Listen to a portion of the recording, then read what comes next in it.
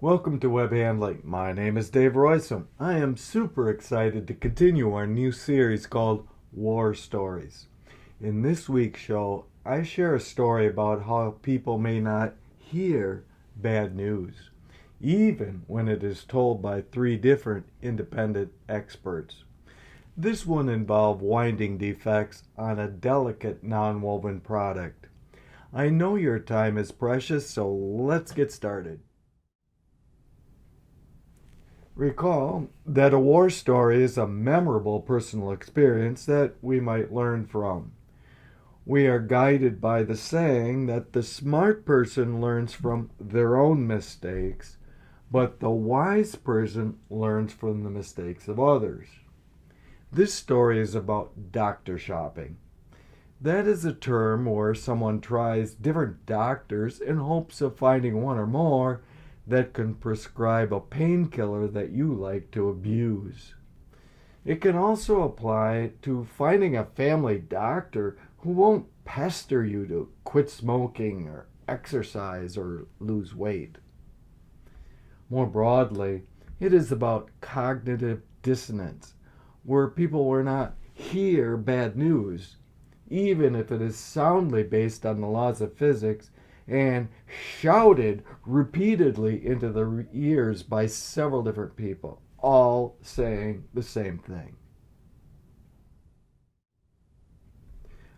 I got a call from a good client who was complaining about loss of thickness after winding a delicate nonwoven.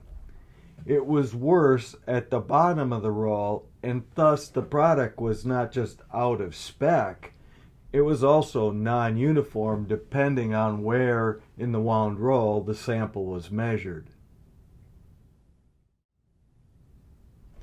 After studying the web and winder, I wrote my report. It said, in short, that thickness loss is guaranteed by the laws of physics for delicate products. The best we can do is wind so loose as to be painful, but there will still be thickness loss. If you wanted to do better, you would have to redesign the product to make sure that the web is windable, or more specifically, that it can withstand the inner layer pressures required by winding without losing too much thickness. I did not hear from them for a while. The physics of this behavior is well covered in Module 26 of my award-winning and trademark Web 101 class that has been taken by 5,000 students. It is also covered in great detail in my Web 201.68d show on this All Web Handling channel of YouTube. 2 years later, I got a call from the same company about the same winder, about the same thickness loss defect on the same web. They wanted me to come back.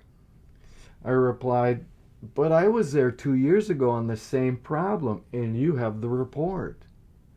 The new engineer replied, but the problem is serious. How soon can you get here? After studying the web and winder, I wrote my report.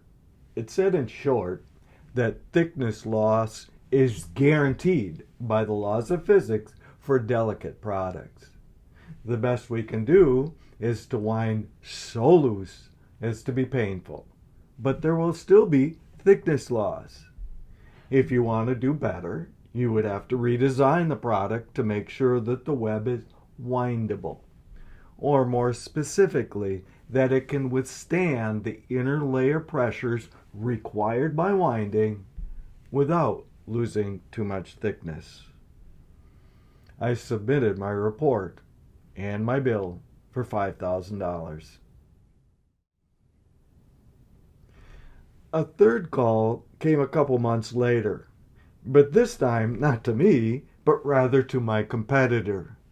The call was from the same company, about the same winder, about the same thickness loss defect on the same web. In the pitfalls module of my industrial problem solving course, I call these perennial problems. For those not familiar with gardening, a perennial is a plant that comes back every year, such as dandelions. Willful ignorance is when the evidence is clear, but the person doesn't see, hear, or believe it, because it goes against their preconceptions or worldview.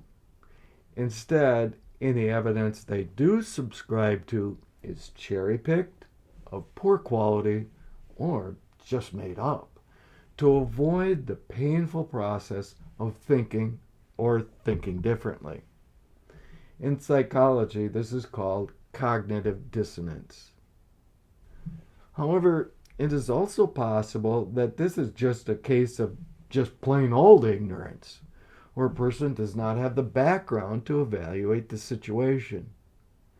This Dilbert comic strip by Scott Adams scorches the non-technical people we often have to deal with on what are primarily technical matters. And yes, I paid the author $30 to use this strip because I believe creativity should be rewarded if it is useful or if it is beautiful. In any case, we truly can't know what is going on in the minds of someone else. All we can do is observe the results and conclude that some error of thinking is involved. All we can do is be firm but gentle and use our best powers of persuasion. As the saying goes, you can lead a horse to water, but you can't make him drink it. As you should already suspect, this story is not about bulk loss, winding, DFM, consultants, or any other narrow topic. It is about people challenges. As I teach in my industrial problem solving class, the technical parts of problem solving are usually far easier than the people parts. By that I mean that I allow the largest part of the day to try and sell or bring people along to a new way of thinking about old problems that have probably been around for years. I hope you've enjoyed this winding tale. Stay tuned for next week's show, where I will share a story about a thickness scanner that couldn't see. If you have a topic you would like to hear about, let me know in the comment section below. If you found any of these stories to be interesting or useful, please like and share and subscribe. See you next time.